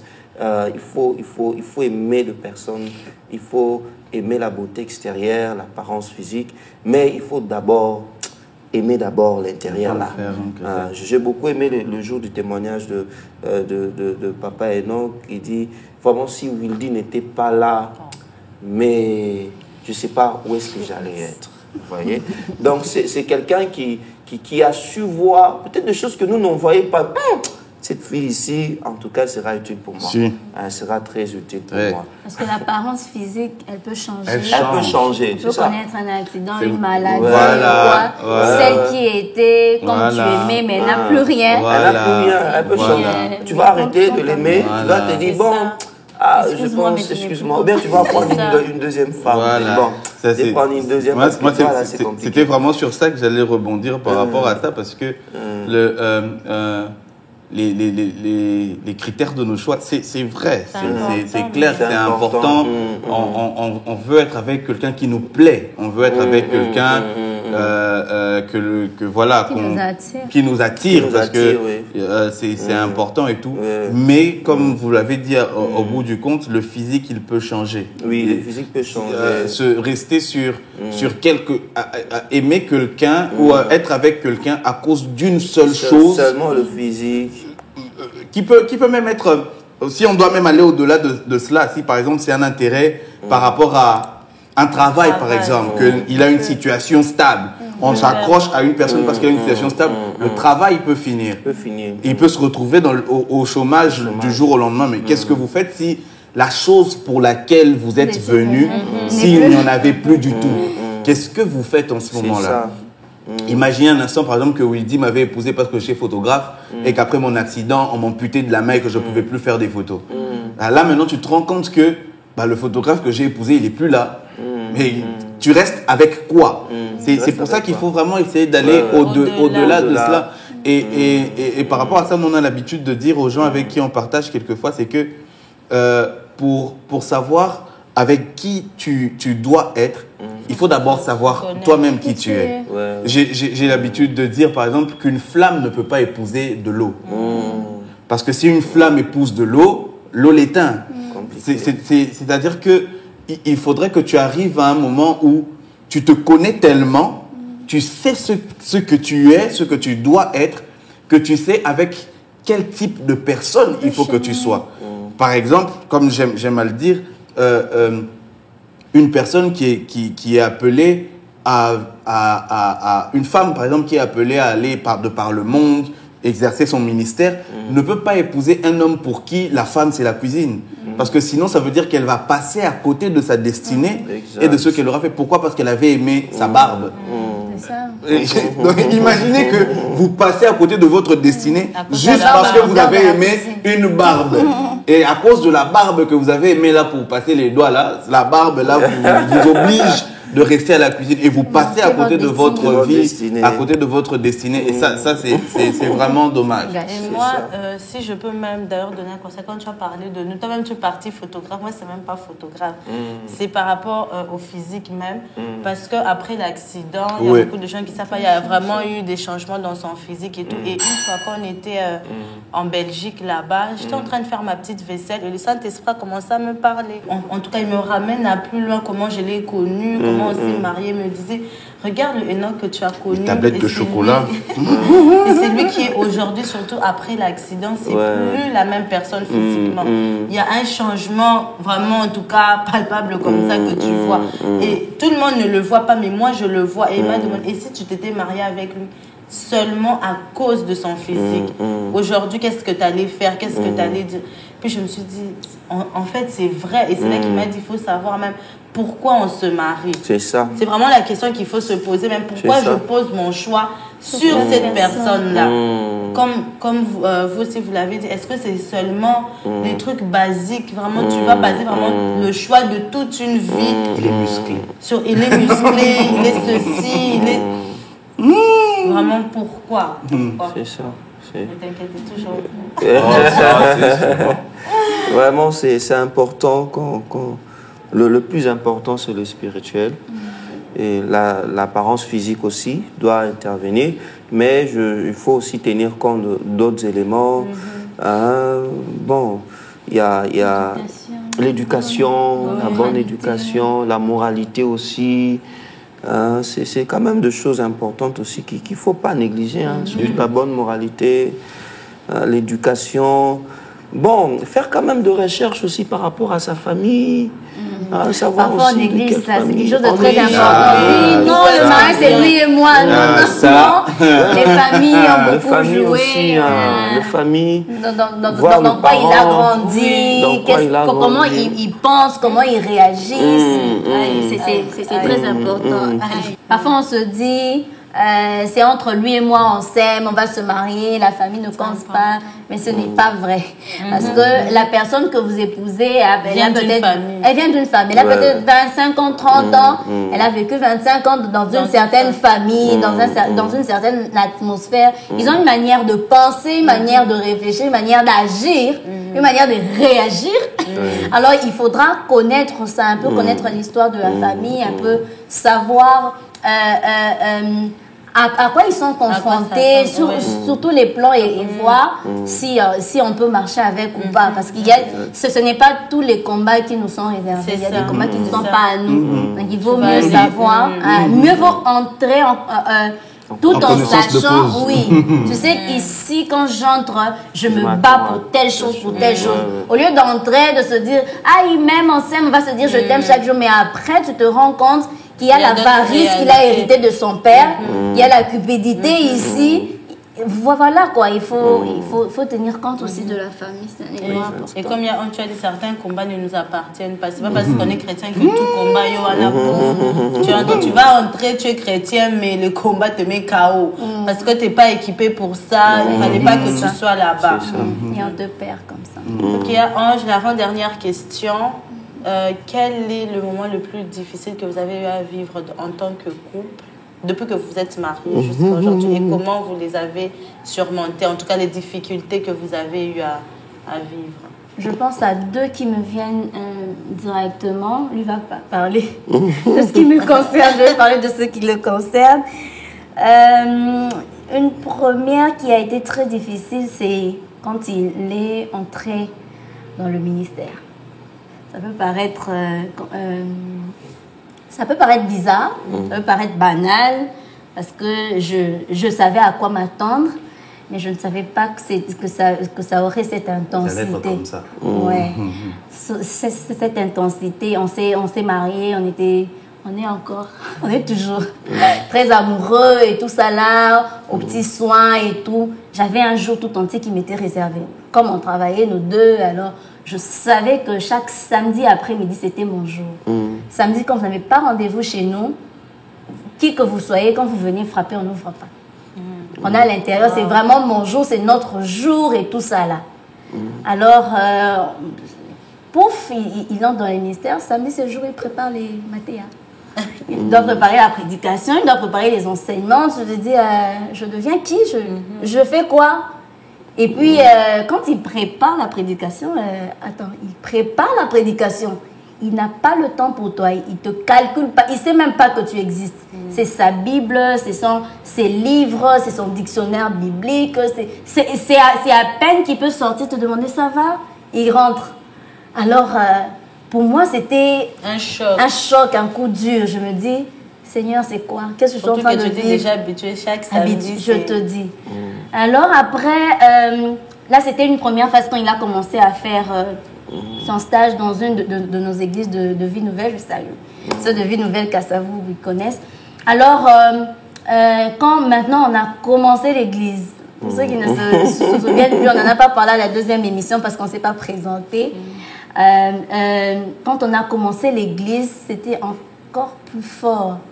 J'étais à mon dernier trimestre de grossesse pour le troisième enfant.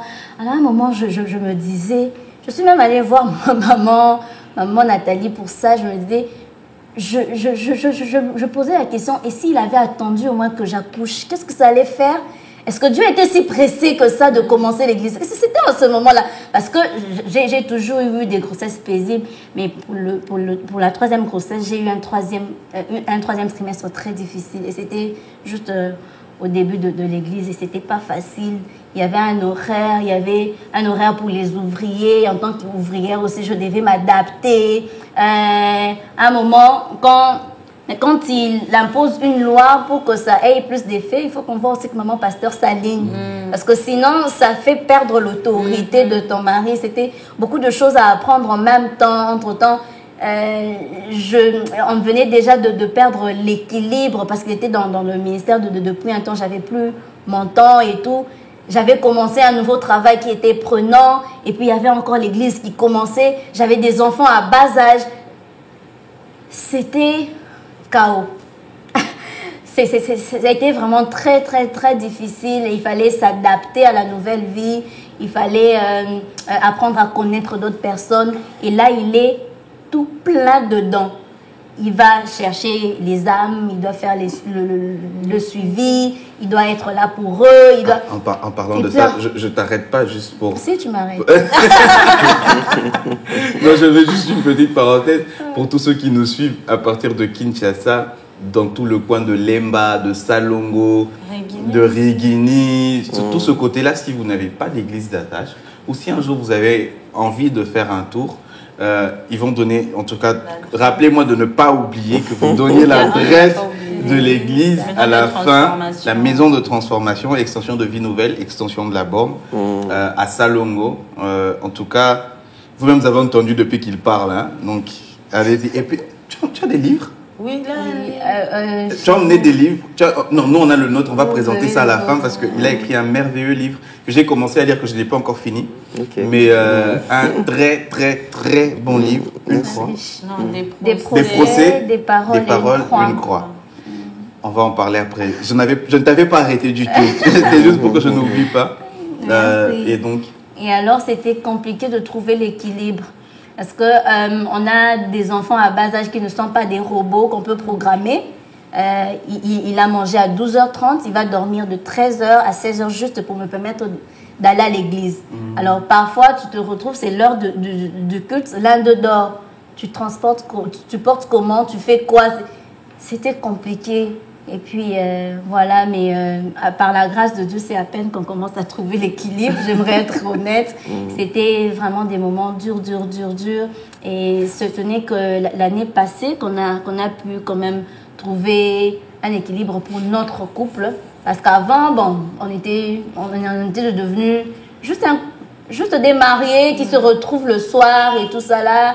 Mais par la grâce de Dieu, maintenant, nous avons vraiment réappris à vivre ensemble avec le ministère et ça marche. C'est pas facile. Non, du tout. Les femmes qui aiment seulement les hommes des ministères. Vraiment, Ça demande la deuxième difficulté. Bon, il y a une autre difficulté, peut-être que nous avons connue aussi. C'est par rapport à maman Ange. Bon, il est arrivé qu'à un moment, elle travaille d'abord quelque part et puis elle a arrêté pour commencer un autre travail. Mais après, elle a connu des problèmes aussi au niveau de son travail et tout. Et ces problèmes se sont passés. Moi, j'étais à Lomé, j'étais très loin. On continue les études de théologie. Oui, il fallait poursuivre avec les études de théologie. Donc, ça avait commencé juste avant et j'ai gardé la nouvelle pour que tu partes d'abord en paix. Oui, parce que sinon je n'allais pas partir. Bon, et on pensait peut-être pas que les choses allaient prendre la tournure que ça avait pris. Mais bon, gloire à Dieu, le Seigneur s'est contrôler toutes choses. Et contrôler toutes choses. C'était difficile à chaque fois tu es marié, tu dois être normalement là pour ton épouse, mais vous êtes séparés avec de milliers de kilomètres de distance. Et à chaque fois, lorsque vous parlez avec elle, elle est en train de pleurer, il y a ceci, il y a cela. Et tu te dis, Seigneur, je fais comment? Est-ce que je dois interrompre? J'arrête, je reviens directement. Il y a des cours qui se passent, comment je vais faire? C'était pas du tout facile. C'était très difficile pour elle. Elle a vraiment raté une dépression sévère. Une dépression vraiment sévère parce que c'était un coup dur. Vous imaginez, vous étiez quelque part dans un travail, un CDI, avec un contrat à durée indéterminée. Et puis, elle avait connu une promotion dans ce travail-là. Et une grande promotion, pas la moindre, une promotion que tout le monde rêvait du reste. Et voilà, et bon, il fallait faire un shift quelque part. Et malheureusement, là aussi, les choses se sont compliquées. Donc, c'était pas du tout facile à gérer, surtout à distance. Surtout à distance parce qu'elle était restée avec les enfants. Il y a quelques personnes qui travaillent à la maison. C'était compliqué, Et heureusement, le Seigneur nous a fait grâce, qu'on a essayé un peu de négocier là-bas, là où nous étudions. Vraiment, il fallait rentrer vite. On devait faire un temps, mais nous nous sommes dit qu'il faut qu'on voit comment raccourcir pour rentrer vite, parce que sinon, ça sera difficile pour elle. Et Dieu nous a permis de rentrer et passer ces temps avec elle, de moments très, très difficiles où elle pleurait. Vous savez, c'est pas facile que les gens vous accusent de quelque chose que vous n'êtes pas. Et que ces gens-là savent aussi que vous ne pouvez pas faire ça. Hein, c'est compliqué, c'est très difficile. Mais bon, la vie est ce qu'elle est. La vie est ce qu'elle est. Et la parole de Dieu nous dit que toute chose concourt pour le bien de ceux qui aiment Dieu. Le bien de ceux qui aiment Dieu. On a vécu ce moment vraiment pas facile, hein, parce que déjà, lorsque nous nous occupons de l'église, bon, en parlant avec eux, on s'était dit, alors on va faire ceci, nous deux, nous travaillons. On travaille à un moment, ok, d'accord, comme moi je dois, mais on doit commencer l'église, bon, on fait quand même un break, comme ça, moi j'arrête, toi tu continues à travailler pour créer l'équilibre au niveau de la famille, et les choses évoluaient bien. Et c'est avec cet acte d'obéissance que les portes se sont ouvertes, et là où j'étais... Oui, c'est avec cet acte d'obéissance même, parce que je voulais même pas, je me disais, Seigneur, je veux pas arrêter ce travail, j'aime ce travail de un, et puis deuxièmement, c'est quand même notre gagne-pain et tout, et subitement, il fallait arrêter. Seulement lorsque nous avons pris la décision d'arrêter, Dieu a ouvert directement le port pour le travail et tout. Deux portes se sont ouvertes pratiquement au même moment. Et bon, et puis il fallait continuer la vie. Moi j'ai arrêté, elle travaillait, et puis du coup, voilà, vous n'avez plus le travail, plus de ressources. Toi, tu n'es que pasteur. Enfants. Vous avez des enfants, vous avez une maison. Une jeune église. Vous avez une jeune église. Qui ne prend pas encore en charge le pasteur. Qui ne prend pas en charge le pasteur. Et une jeune église qui doit se prendre en charge. Qui doit se prendre en charge. Donc, il y avait beaucoup de points d'interrogation, une équation à plusieurs inconnus. mais nous avons rencontré, nous avons expérimenté aussi un Dieu qui sait résoudre tout le problème. Amen. Tout le problème. Et nous avons vu comment Dieu nous prend en charge. Dieu nous prend en charge, surtout elle. C'était pas facile pour elle de passer par ces moments compliqués, ces moments difficiles, émotionnellement difficiles, même par rapport à sa santé. Bon, gloire à Dieu qu'elle est en train de se remettre, de récupérer petit à petit. Et elle a vraiment raté le pire. Elle a vraiment raté le pire. Mais le Seigneur est là. Le Seigneur est là, il nous a soutenus et tout s'est bien passé. Nous n'avons manqué de rien. Nous n'avons manqué de rien jusqu'aujourd'hui. Le Seigneur nous aide, hein. Il nous ouvre de portes, il nous prend en charge. On est en train d'expérimenter le Dieu qui sait vraiment nous prendre en charge. Qui sait vraiment nous prendre en charge. Je le faisais rire, je disais, chérie, on a payé le Minerva de 2 enfants. Et pendant ce temps, la maison doit continuer à tourner. Vous devez payer le loyer de l'église, payer votre propre loyer, beaucoup d'autres choses. Il y a des familles ici, des cotisations ici, des cotisations là-bas. Beaucoup. Mais bon, moi, j'ai compris une chose. Dieu nous donne, parfois nous ouvre des portes pour le travail, afin de nous prendre en charge. Mais il arrive aussi qu'il nous prend en charge sans le travail. Sans ce travail-là qu'on voit, on sait que normalement, il faut travailler dans tel endroit pour avoir ceci. Mais Dieu peut te donner les ceci-là sans travailler dans ces endroits. Donc, le plus important, c'est le but. Les canaux, bon, il peut parfois s'en passer de canaux et puis il atteint son but, quoi. Il atteint son but et ça, c'est notre petit témoignage. Et pendant ce temps, nous avons été beaucoup soutenus de part et d'autre par nos familles. Nous avons eu un soutien indéfectible. Que ce soit de son côté, que ce soit de mon côté. Les familles se sont vraiment mobilisées. Pas seulement financièrement, pas toujours financièrement, pas tellement financièrement d'ailleurs, mais c'était le soutien émotionnel, affectif, les appels, les présences, les réconforts. Je dis, Seigneur, si je n'avais pas cette belle famille, si je n'avais pas cette famille, certainement je serais tombée de pas sous terre. qui venaient de temps en temps, qui demandaient comment ça se passe. L'église les gens aussi, qui priaient avec nous, qui étaient là, les amis. En tout cas, nous avons été soutenus, nous avons senti cette chaleur et tout. Et aujourd'hui, merci à tous. Je fais ce qu'il faut. Et donc, par rapport à ça, je voudrais juste une petite parenthèse pour dire aux gens, en fait, que c'est vraiment important d'être là pour les gens. Elle est passée par quelque chose d'aussi grave, mais elle et son mari sont en train de dire que le soutien, et rien que même la chaleur humaine des gens autour et de l'affection qu'on leur a montré a pu faire quelque chose, a pu aider et ils se sont sentis entourés. Donc, si vous passez par des moments très difficile, ne vous enfermez pas vous-même. Acceptez l'aide des autres. Mais si ce n'est pas vous qui passez par là, mais vous connaissez quelqu'un qui passait par là, n'hésitez pas d'être là pour des gens. Vous ne savez pas à quel point un message... Moi, je me rappelle, un jour, j'ai fondu en larmes parce que quand j'étais à l'hôpital, un jour, je m'attendais à rien. Je passais mes journées, elles étaient pratiquement pareilles. Je ne dormais pas la nuit à cause des douleurs. Le matin, j'étais là et tout. Et un jour, vers 11 ou 12 heures, je reçois un WhatsApp d'un fichier qui pesait 200 ou 300 mégas. Je télécharge, c'était une vidéo. Et quand je l'ouvre, il y avait quasiment 80% de mes amis qui ont fait une vidéo où chacun d'eux me disait un mot. On sait que tu vas y arriver, c'est difficile, mais on est là pour toi.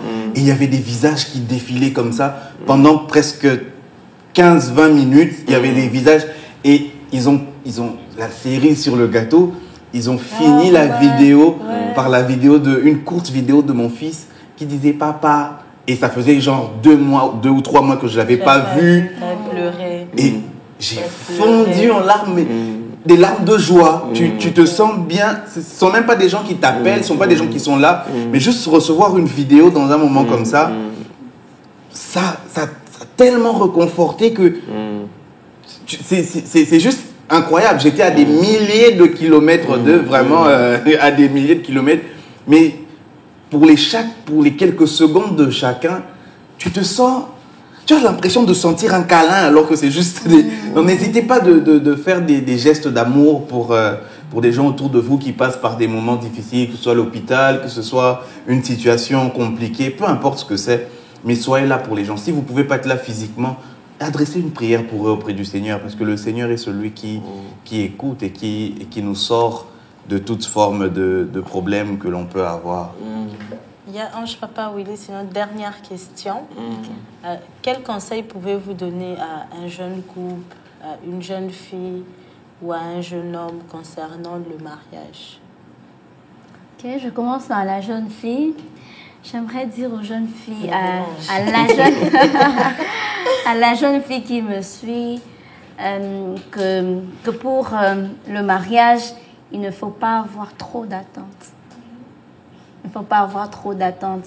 Il ne faut pas s'attendre à rien du tout. J'ai envie d'une explication. Il ne faut pas s'attendre à rien du tout, mais il ne faut pas avoir des attentes démesurées. Il ne faut pas penser que tous les matins, il y aura un déjeuner au lit. Il ne faut pas penser que tous les matins, ça sera chouchou, je t'aime, tu es ma fleur ou ceci. Un jour, vous pouvez, pendant un moment, vous pouvez passer une semaine, il n'y a pas de je t'aime. C'est que je n'encourage pas, mais ça peut arriver. Donc, il faudra vraiment... il faudra vraiment ne pas avoir d'attente de mesurer. Ça, c'est la première chose. La deuxième chose, c'est qu'il faudra, ça on l'a déjà dit, je vais passer rapidement, il faudra bien se connaître. Savoir qui on est, où on va, ça permet à ce que vous puissiez disqualifier tous ceux qui ne vont pas à la même destination que vous. Une chose qui m'a aidée à choisir, c'est que je m'étais rendu compte qu'on allait au même endroit. Je dis, ok, c'est qu'on peut faire route ensemble puisqu'on va au même endroit. La troisième chose, c'est qu'il faut tenir compte de ses aspirations, de ses rêves. On l'a aussi effleuré ici. Savoir que vous ne pouvez pas rester avec n'importe quel homme. Je suis désolée, mais c'est ça. Parce que parfois, et j'étais même aussi dans cette erreur, je me disais, avec mon grand cœur, avec ce que je sais, avec l'assurance de la fille de Dieu que je suis, je peux épouser n'importe quel homme, le Seigneur va le soumettre, ça va aller. Non, Dieu vous a créé pour quelqu'un ou pour un type de personne. Alors il faudra pas aller n'importe où. La quatrième de choses, c'est qu'il faut rester dans le Seigneur. Parce que malheureusement, même la Bible le dit, par ta propre faute, tu peux perdre ton héritage. Il y a certaines choses qui arrivent dans la vie et qui font à ce que vous ne soyez plus dans le critère de la personne qui vous est destinée ou qui voudrait bien de vous. Vous pouvez être, par exemple, c'est un exemple que je prends en l'air, une fille mère, mais l'homme qui veut vous épouser, lui n'a pas de problème. Mais sa mère ne veut pas d'une fille mère pour belle-fille. Vous voyez que vous-même, vous disqualifiez. Mais là, je veux faire une nuance pour dire que ce n'est pas le fait d'être une fille mère qui fait d'une fille une fille légère ou une femme qui ne sera pas une bonne femme ou elle n'est pas épousée. Il y a beaucoup de personnes qui sont passées à côté juste parce que la personne qu'elles ont trouvée ne répondait pas à certains critères. Les critères qui doivent être au-dessus de tous les critères, ce sont des critères selon Dieu. Que ce soit un enfant de Dieu qui craigne Dieu, le reste, on peut s'adapter avec tout ce qu'on a déjà brossé. Alors, le tout dernier conseil, c'est que dans le mariage, il faut savoir s'adapter. Le mariage, il faut savoir s'adapter. On entre avec des rêves, même quand ils ne sont pas très, très grands ou démesurés, ça reste des rêves. Mais lorsqu'on ne les a pas ou on ne les a pas encore, il ne faudra pas baisser les bras, il ne faudra pas penser que c'est un mariage qui a échoué et tout, mais là ce n'est plus la jeune fille, mais c'est la jeune femme dans le couple. Il faudra s'adapter à la personne que vous avez, au rythme que vous avez. Ce n'est pas toutes les histoires qui se ressemblent, ce n'est pas l'histoire de X ou Y qui s'attache à vous. Vous avez votre propre histoire. On prend les principes, mais on ne prend pas les détails et tout ça là. Et faites confiance au Seigneur. Amen. Papa Willy, est-ce que vous avez un message pour un jeune homme? Un message pour un jeune homme. c'est que je peux nous dire, il faut préparer le mariage dans la prière. Préparer le mariage dans la prière, c'est vraiment important pour nous. Vous voulez avoir une femme un jour, c'est bien. Je pense que c'est que maman a dit, on peut l'appliquer aussi pour les hommes. Mais moi, si je peux nous dire une chose, priez. Priez et priez encore. Wow. Priez encore parce que par la prière, Dieu nous montre aussi que nous sommes nous-mêmes. Dieu nous montre aussi là où nous devons partir. Par la prière, le Seigneur nous révèle aussi les gens qui doivent nous accompagner. Par la prière, le Seigneur nous montre même comment les choses vont se passer. Donc, ce que je peux nous encourager, c'est de prier, d'encore prier. Ah. Quelle merveilleuse émission. Ouais, là, c'est le conseil du pasteur. Ouais, je pense, parce que même si tu veux faire le choix, tu dois prier. Après avoir fait le choix. Non, mais après, il faudra quand même aller parler. C'est ce que je dis. Oui, exactement. Bon, il faudra aller parler, il faut partir pour parler. Comme je dis, je pense ce que maman a dit, c'est applicable. Donc, il faut avoir les deux pieds sur terre. Certes, après avoir prié, il faut se mettre à l'action. Le fait que beaucoup d'hommes ne sont pas préparés au mariage. Pardon? Le fait que beaucoup d'hommes ne soient pas préparés au mariage, comment ils font pour se gérer? Ah, ok. Bon, il faut se préparer en suivant AC Wildy. En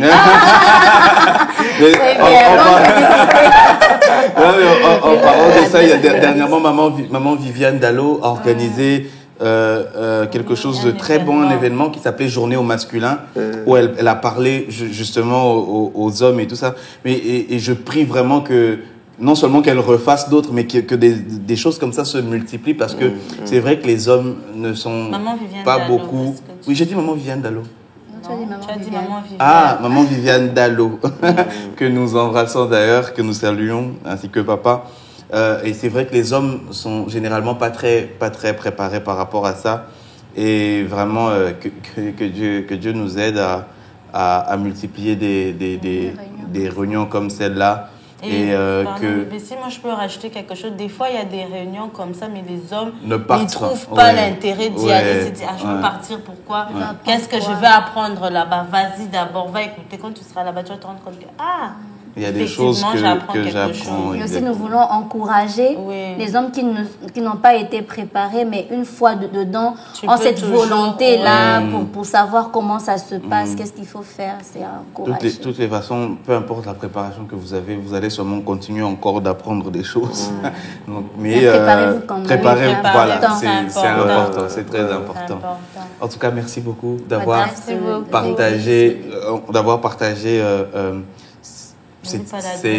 ces histoires avec nous. Avant que l'on parle de votre livre et de l'Église, je voudrais quand même que l'on prie d'abord, que vous puissiez, vous, prier pour, spécialement pour ces couples qui ont connu des choses comme vous les avez connues.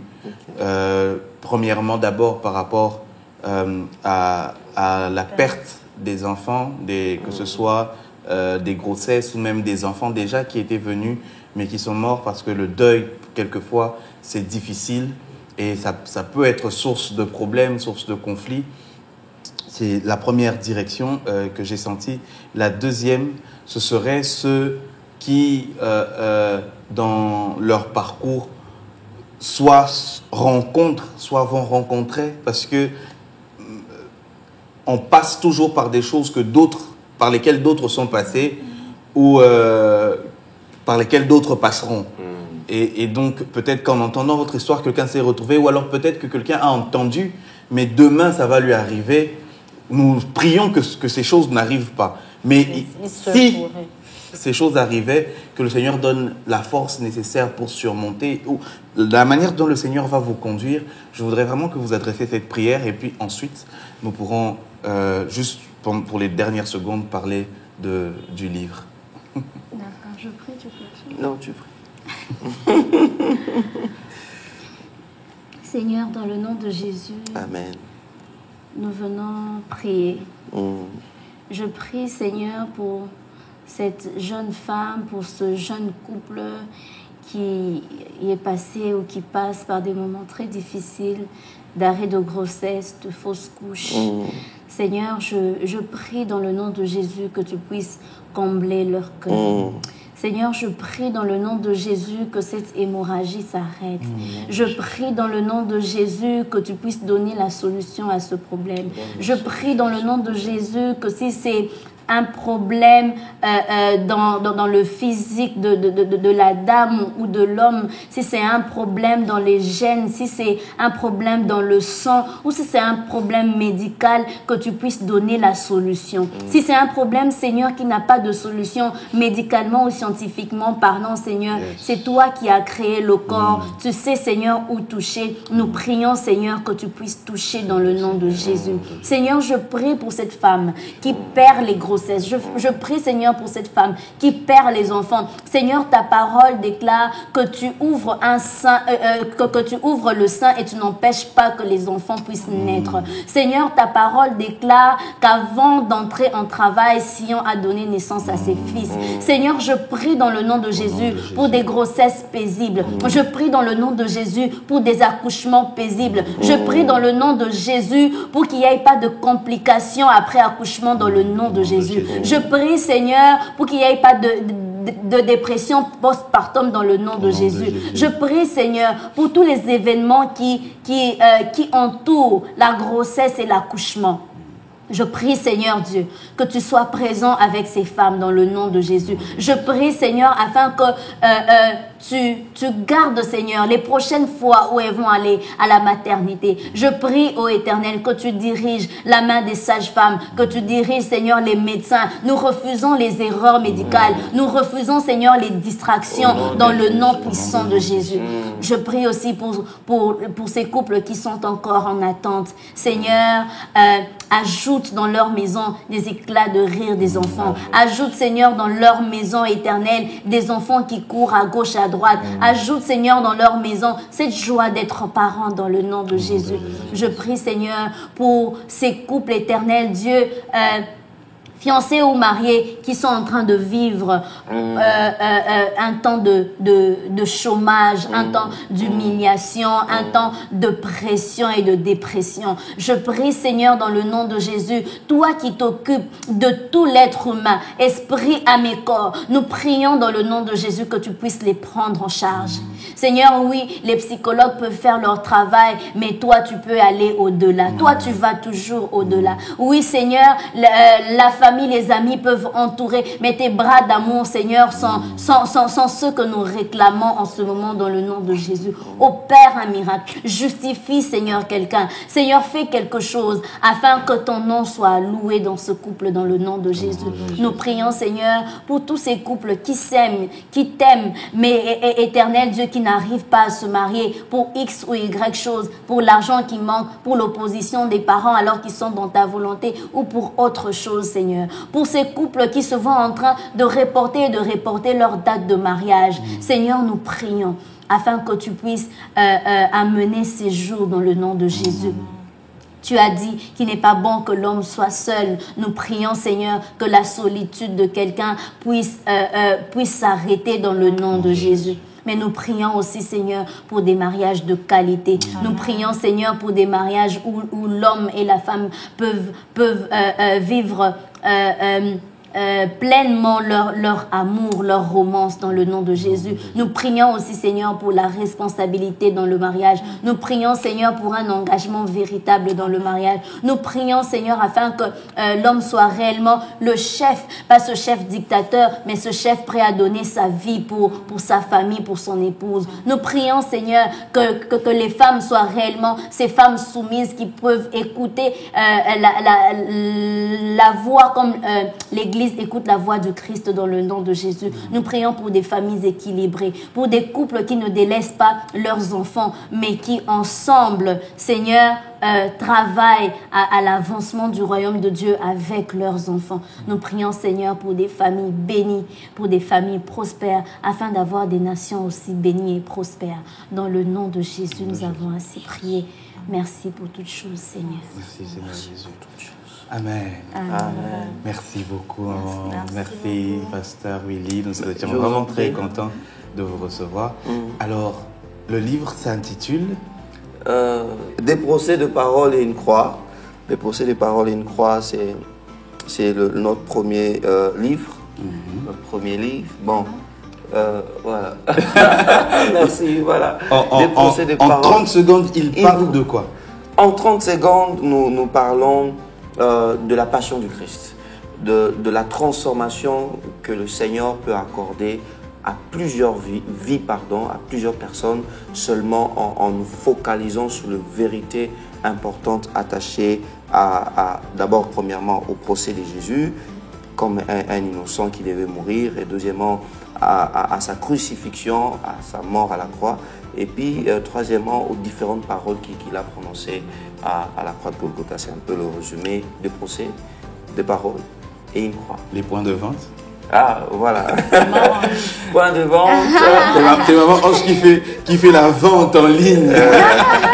Point de vente, vous pouvez en trouver au centre évangélique la parole, francophone La Parole du Salut Gombe, avenue des Cliniques numéro 80, référence clinique quinoise.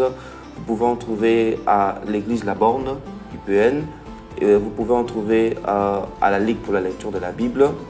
Vous pouvez en trouver à l'église Vie Nouvelle Mongafula, extension de La Borne à Mongafula.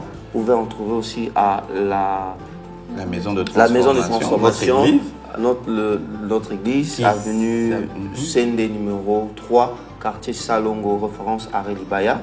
Et bon, pour ceux qui sont à l'étranger, on a quand même un point de vente à Toulouse, à l'église ICC Toulouse. Vous pouvez aussi, pour ceux qui sont en France, peut-être vous en procurer à partir de Toulouse. Et ceux qui ne peuvent pas se rendre à ces différents endroits, il suffit de nous écrire et on vous livrera à la maison. On peut vous livrer à domicile autant d'exemplaires que vous voulez. Pour Il était une fois, nous en prenons 4 que nous allons offrir à 4 personnes que le couple va choisir. Mais les critères. Non, Maman Ange va proposer les critères. On va partager ça. Ce seront les critères que Maman Ange va proposer et ceux qui vont répondre et gagner pourront gagner ces 4 livres. Okay. Alors, nous étions ravis de vous recevoir encore une fois chez nous. Merci. Merci d'avoir suivi Il était une fois. Et au prochain numéro, que Dieu vous bénisse. Au revoir. Peace.